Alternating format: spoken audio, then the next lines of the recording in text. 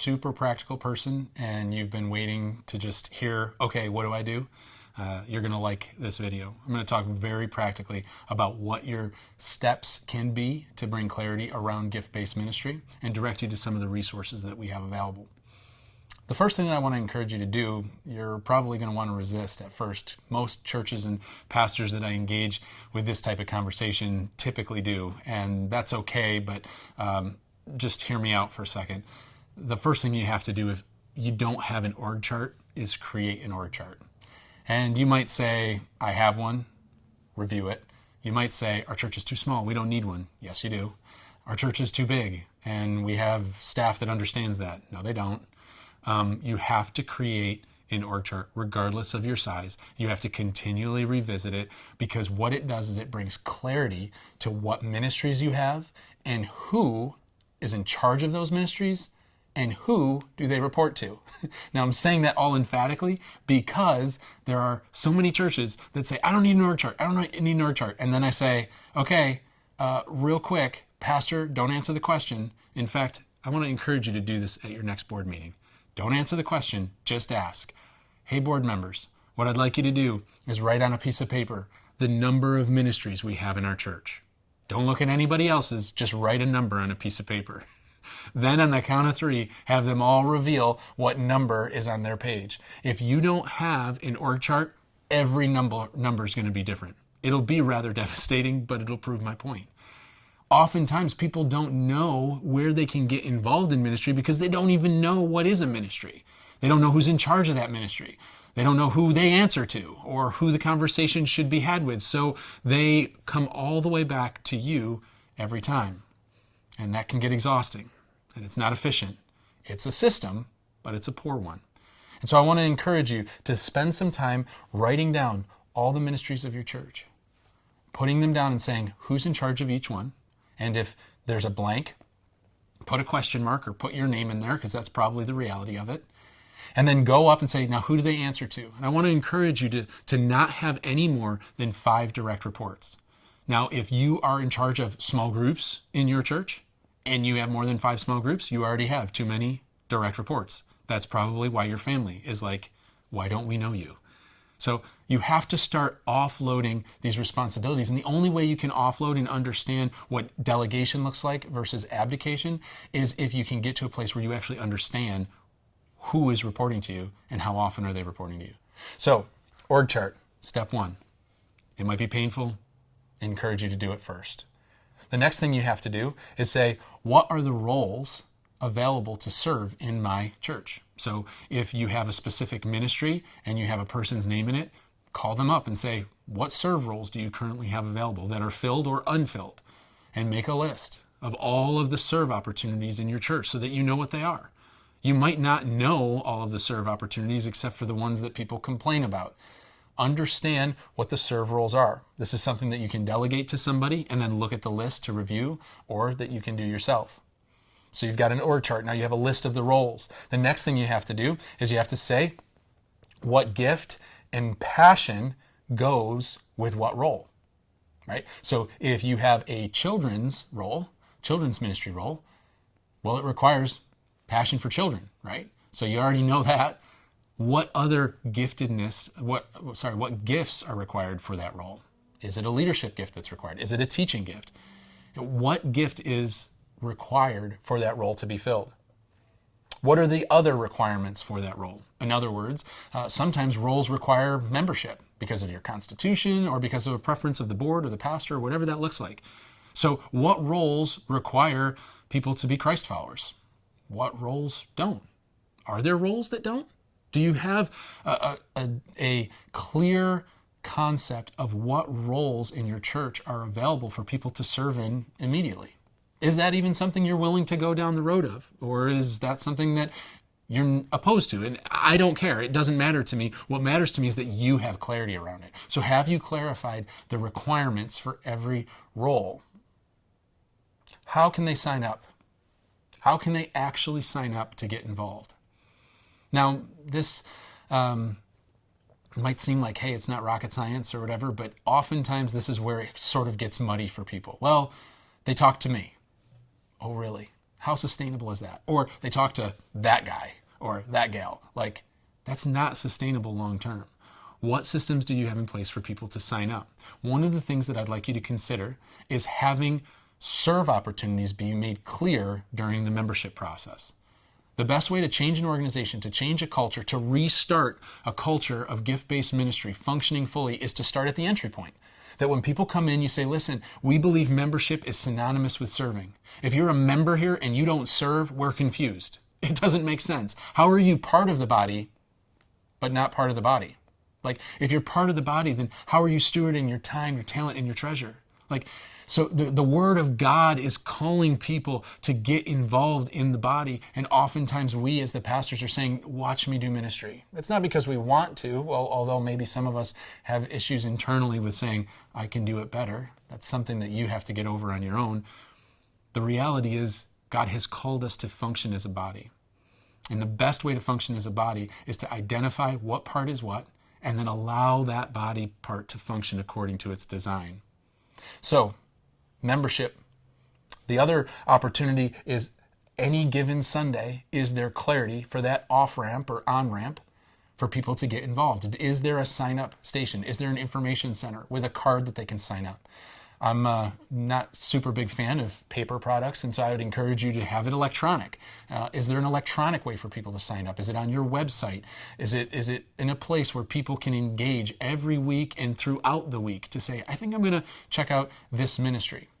Now, it requires setup of some systems to ensure that you have proper pieces in place. In other words, you should not have somebody involved in your children's ministry without a background check. That's just a no-brainer. And so what needs to happen for people to work with children? If they're going to work with children, and in my environment, if they're going to work with children, they're going to be talking about theological things. They're going to be building the foundation for their spiritual life. And so therefore, I want someone that teaches children to, one, be an adult, so we can run an adequate background check on it. And two, that they understand and agree with our theology, which means I want them to be a member. So I want them to have gone through our process. We call it a stewardship process. And so they're a steward, and then they are background checked before they can work with our children. And there's no exceptions to that.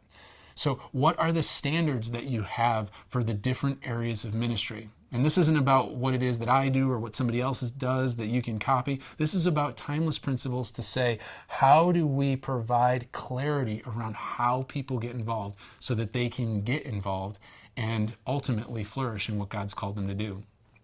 I've talked a lot about passion and giftedness, and we'll talk about some resources in just a second. Before we do, I want to talk about this personality concept.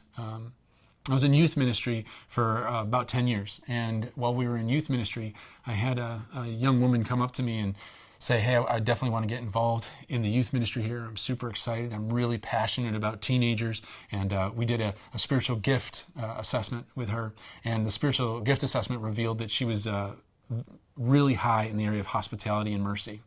And so I just thought, this is perfect. We had a welcome area, and we could put her right in front of kids. So I just started to pour it on. I started to cast a vision of how she could fit into this body of believers and say, hey, listen, we have teenagers come in every week, and you could meet them at the door. We have a welcome team. You could assist, and come alongside them. And she's like, oh, wait. And I mean, I was like in full swing. I was killing it.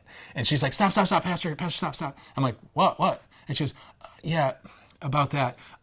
So I don't want to talk to the teenagers, though. I was like, excuse me? And she's like, yeah, I'm passionate about teenagers, and I love them so much, and I have a real, mercy gift and hospitality. I see that. I just don't want to talk to them. And so it's funny, what happened in me first was like this pastoral response of I'm gonna speak against the lies of Satan in your life right now. I'm gonna tell you about how, listen, sister, you can do it. Buck up. You're gifted for this. Like the old give it a shot talk. But as I'm listening to her, I'm so grateful that she was so self-aware and unapologetic. She said, literally, if you make me talk to teenagers, I quit. And I was like, what? And she said, I don't want to do that. And then she looked at me and she said, who schedules the people that welcome the students? And I was like, what do you mean? And she was like, the schedule that sets them up so they know when they're going to be greeting people. I was like, oh, I do that. She goes, I want to do that if it's okay. I was like, you want to do that? She's like, yeah, I'd love to do that. I would love to do that. And she goes, you know what else? Do we have a list of when their birthdays are? I was like, the kids' birthdays? She's like, yeah. I was like, yeah, we have a list of that. She goes, do you send them like, birthday cards or anything like that? I was like, no. She goes, can I do that? I was like, yeah. And she's like, oh, I'd love to do that. And so she would write cards to students. When she would find out that they had games going on, she would send them a letter. She would send them letters of encouragement. There are countless people that have been encouraged in their lives by this woman who always signed from our youth ministry. They don't even know she exists because they never met her, because she didn't want to meet them. It blew my mind. And for the first time, I realized there's a personality piece to this whole engagement when it talks about the body functioning fully. We did a DISC profile. If you're familiar with that, it's probably the easiest to do, and you can get a free version of it online. And so we did a DISC profile with her, and we found out that she was a high C personality. And a high C personality is someone that wants, literally, the explanation is they want to function in the background. They are most associated with beavers. They want to build and organize, and they want to be not seen or heard. And it just blew my mind. So often in ministry, people that are called into ministry have specific personality traits that they assume everyone should have. And when they don't, we want to talk it into them. And I want to tell you, it's a violation of the way God created people to be. And so I want to cause you to maybe have a little bit of a mental shift if this is new information to you, that maybe there are people that are wired to be behind the scenes, that don't have to be encouraged to the front. And so as we talk a little bit about this resourcing piece, I want to encourage you to consider what would it look like to do a DISC profile, a free version. It takes a couple minutes of your membership class or whatever your class looks like for people to engage in the church. To do a personality piece is one part, but there's passion questionnaires. It's like 5 or 6 questions. If you just Google passion questionnaire, you could find your own, but we're going to provide resource links to all of these things if you'd like. There's also the opportunity for a free spiritual gift assessment, and you can add spiritual gifts to it. You can subtract from them however you want to do that. The reality is you want to attach activity within your church, a serve opportunity to every gift. So there are some gifts that are for the body. There are some gifts for individuals. You know this, you're a pastor. And so what does it look like to say these are the gifts for the body that actually are connected to serve opportunities? We want to identify those so that at the end of a membership class, they can take a personality profile, a spiritual gift assessment, a personality assessment, and a passion assessment, and connect all 3 of those things and say, listen, this is the way I'm wired, this is what I'm passionate about, and this is what I'm gifted in. Now that's going to require a person to then compile that information and communicate to them, hey, here are the opportunities we have available to serve, and here are the leaders to connect you, and here's your opportunity. So it requires a point person to oversee gift-based ministry within your church. In the beginning, maybe that has to be you. Long term, you should be looking for people as they exhibit the gifts necessary to be raised up to be this person. You're looking for an administrative, ruling gift person with a high D or high I personality. That type of personality and gifting is the type of person that you're looking for to maybe be this one person that bears the responsibility of identifying and releasing people into the areas of ministry in your church. They should be in charge of that system, in my experience. It's interesting that we say often that we want people to love coming to our church, but we don't always create an environment for them to really flourish in. We kind of obligate them to serve sometimes, or we encourage them to be someone God didn't call them to be. And we call it spirituality, but ultimately it's an offense. I'm so glad that that young lady said, I'm not going to do it. And I realized there's a whole group of people that are wired entirely different.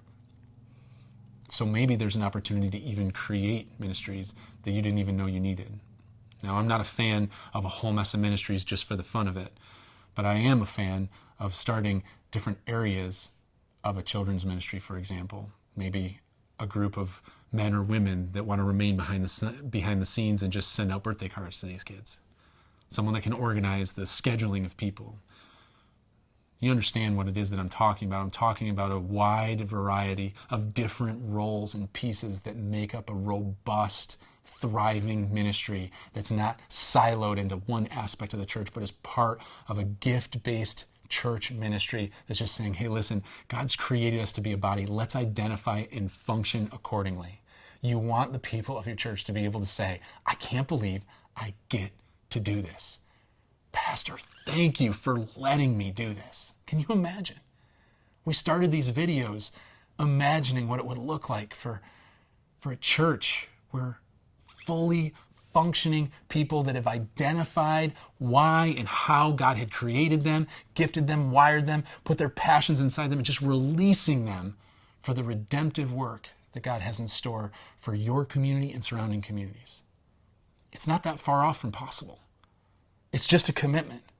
Say, I'm going to do the work necessary to equip the saints for the ministry, and I'm going to release them to do it for God's glory and for my joy. Everyone wins when the body is functioning the way it was created to be. You see, gift-based ministry is knowing the person, the passions, and gifts of your leaders in order to position the right person in the right seat. God bless you as you do that.